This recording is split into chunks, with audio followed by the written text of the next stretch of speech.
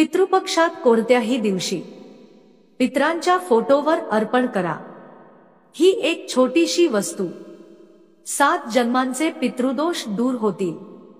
पितृपक्षातील 16 दिवसांपैकी कोणत्याही एका दिवशी आपल्या पितरांच्या फोटोवर अर्पण करा। ही एक छोटीशी वस्तू मित्रांनो 7 जन्मांचा पितृदोष नाहीसा होईल आणि जे काही मागाल ती प्रत्येक इच्छा पितर पूर्ण करतील। मित्रांनो, पितृपक्ष हा आपला हिंदू सनातन धर्माचा एक अतिशय पवित्र आणि विशेष सण आहे। कारण पितृपक्षामध्ये आपले पितर, आपले पूर्वज ते त्यांच्या लोकातून पृथ्वीवर येतात। ते आपल्या परिवाराला आशीर्वाद देण्यासाठी, संरक्षण करण्यासाठी येतात।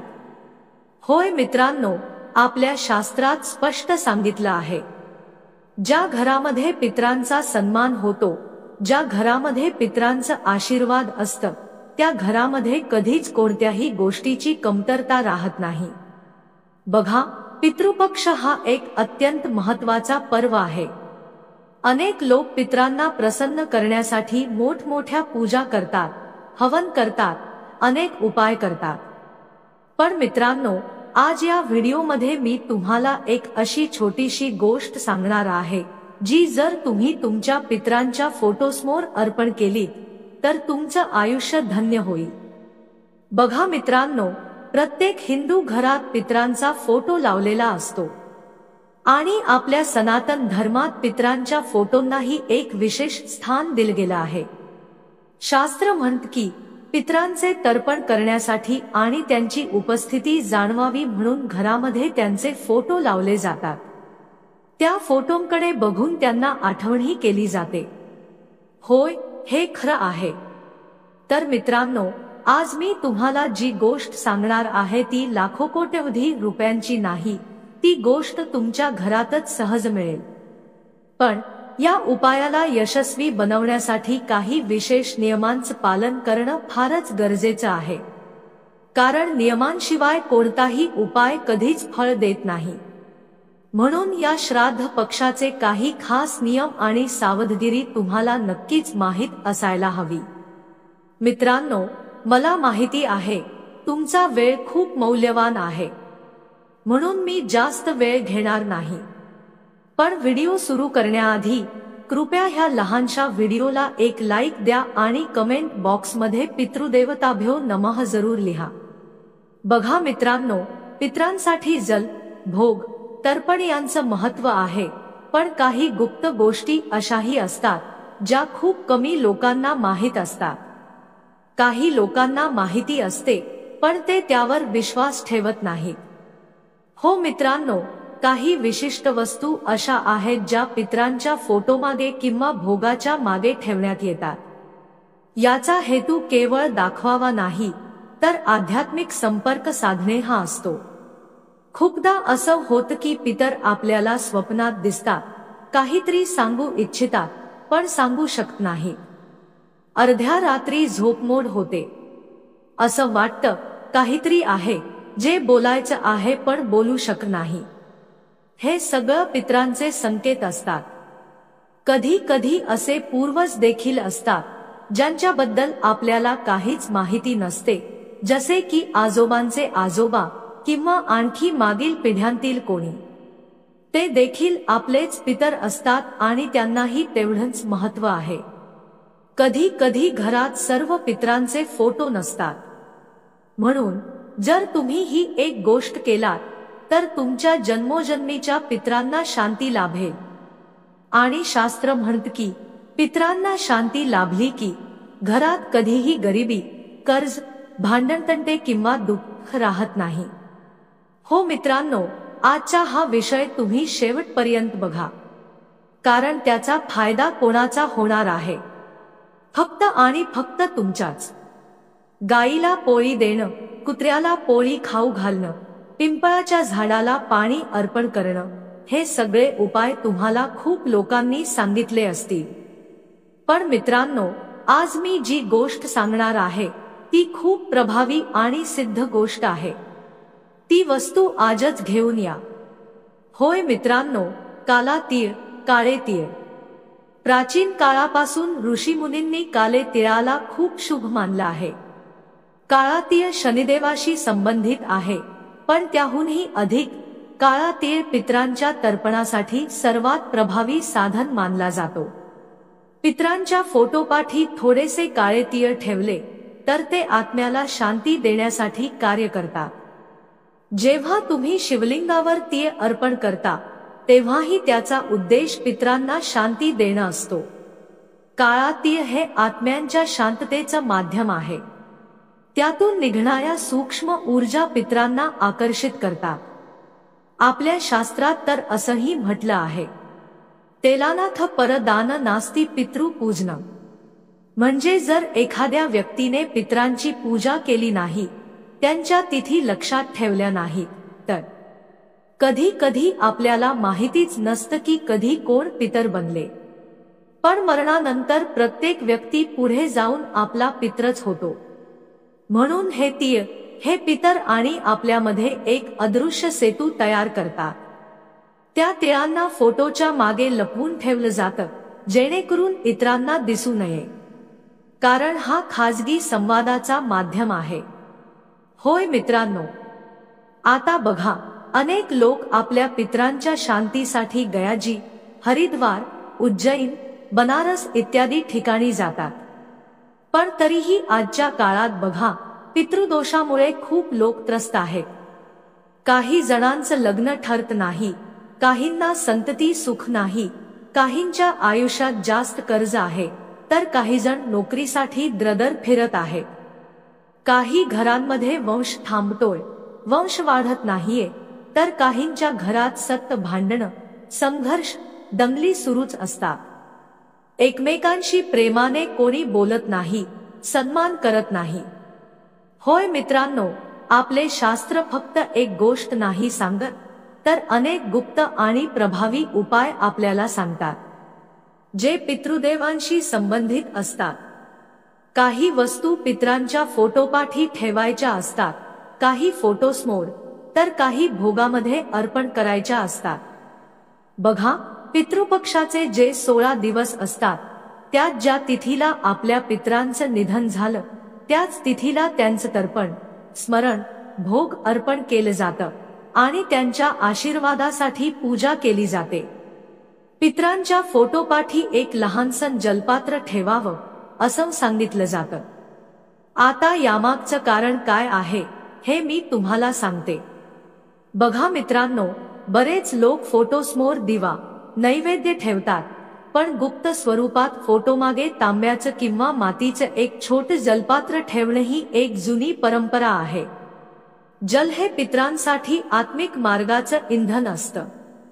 कारण बघा, पाण्याशिवाय काहीच शक्य नाही. ना अन्न बनतं, ना प्राण टिकतात. जलाला आत्म्यांचं अन्न मानलं जातं. म्हणून कोणत्याही देवदेवतांचा भोग असो किंवा पितरांचा तर्पण, जलाशिवाय भोग पूर्ण होत नाही. जलाच्या लहरी म्हणजे एक प्रकारे पितरांना आपल्याकडे आकर्षित करण्याचं माध्यम असतात. असं मानतात की पितर तेव्हाच पृथ्वीलोकात येतात जेव्हा त्यांचे वंशज त्यांना आठवतात, त्यांना बोलावतात. त्याच क्षणी यमलोकातून त्यांना पृथ्वीतलावर येण्याची परवानगी मिळते. पण मित्रांनो, ज्या घरात पितरांचा आदर नाही, जिथे त्यांना शिव्या घातल्या जातात, जिथे पूर्वजांचा अपमान केला जातो, तिथं पितृदोष तर असतोच, पण अशा घराचं बर्बाद होणंही निश्चितच असतं. काही लोकांना सवय असते की घटने घडल्या की सगळा दोष पितरांवर टाकायचा. म्हणतात की हे सगळं तर त्या मरण गेलेल्यांमुळेच झालं. पण मित्रांनो, जे गेलं ते गेलं, पण आपण त्यांच्यासाठी अपशब्द वापरत असू तर तो आपल्या संस्कारांवर आणि भविष्यावर परिणाम करतो. पण हेच पितर जर तुमच्यावर प्रसन्न असतील, तुम्ही त्यांचा सन्मान कराल, त्यांना भोग अर्पण कराल, तर्पण कराल, तर त्यांचा आशीर्वाद तुम्हाला नक्कीच मिळेल. मित्रांनो, पितृदोष हा काही साधा दोष नाहीये. शनी दोष असो, ग्रहदोष असो, कालसर्प दोष असो, त्यांचं निवारण शक्य आहे. पण पितृदोष फक्त दोष नसतो, तो एक स्पष्ट संकेत असतो की आपले पितर आपल्यावर नाराज आहेत आणि पितरांना प्रसन्न करण्यासाठी विशेष प्रयत्न करावे लागतात। काही लोक म्हणतात की ते आपले पितर आहेत, आपले वडील आहेत, ते आपल्यावर लवकरच खुश होतील, पण जर तुम्ही एखाद्या व्यक्तीला सतत दुखावत राहाल, अपमान कराल, तर त्या व्यक्तीला किती त्रास होईल। मग ती व्यक्ती या जगात असो वा नसो। जो व्यक्ती या जगात नाही त्याच्याबद्दल वाईट बोलायचं नाही, हे कमीत कमी शिस्तीने पाळायला हवं। मित्रांनो, एक गुप्त मान्यता आहे, जेव्हा पितरांना तर्पण किंवा श्राद्ध दिलं जातं, भोग अर्पण केला जातो, त्यात दोन वस्तू अतिशय महत्त्वाच्या असतात, तांदूळ आणि गूळ। तांदूळ म्हणजे शांती आणि पवित्रतेचं प्रतीक। कोणतीही पूजा असो, लहान असो किंवा मोठी, त्यात तांदळाचा समावेश नसेल तर पूजा अपूर्ण मानली जाते। शिवलिंगावर सुद्धा तांदूळ अर्पण केला जातो, अक्षतांशिवाय पूजा पूर्ण होत नाही। गूळ म्हणजे प्रेम आणि मधुरतेचं प्रतीक। तांदूळ आणि गूळ हे जर पितरांच्या फोटोमागे ठेवले तर याचा अर्थ असा होतो की आपण पितरांकडून फक्त आशीर्वाद नव्हे तर प्रेमाचे आणि सलोख्याचे नातेही कायम ठेवू इच्छिते। पितरांशी नातं चांगलं असेल तर ते कधीच तुम्हाला त्रास देणार नाहीत, उलट तुमचे जीवन सुखाने आणि भरभराटीने जाईल।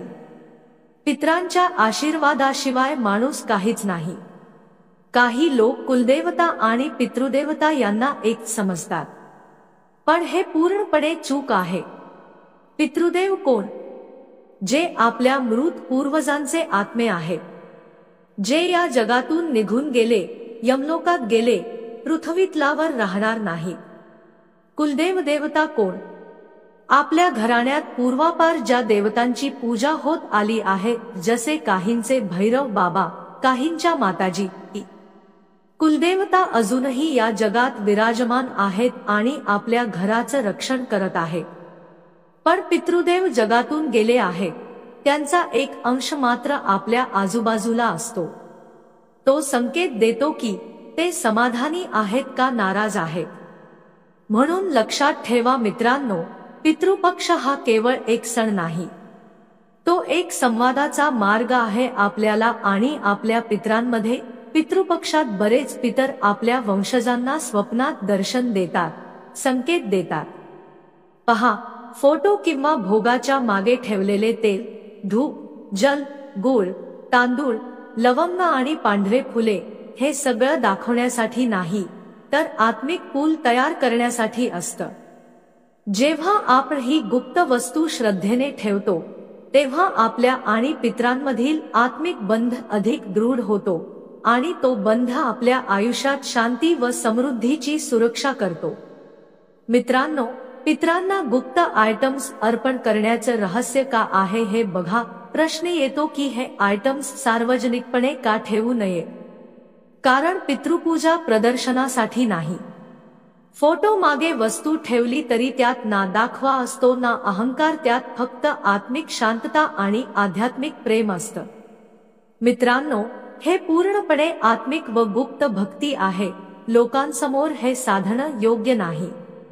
बरेच लोक पितरांच्या नावाने मोठमोठ्या पूजापाठाचे आयोजन करतात, कथासंग्रह करतात, पण पितरांना हे दाखवण्यापासून प्रसन्नता येत नाही।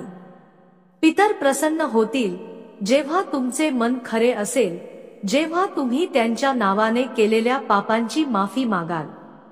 पितरांना कधीही कमी लेखण्याचा प्रयत्न करू नका, त्यांना नेहमी वरचं स्थान द्या। तुम्हाला माहिती असावं की पितरांचा आत्मिक संबंध कसा असतो।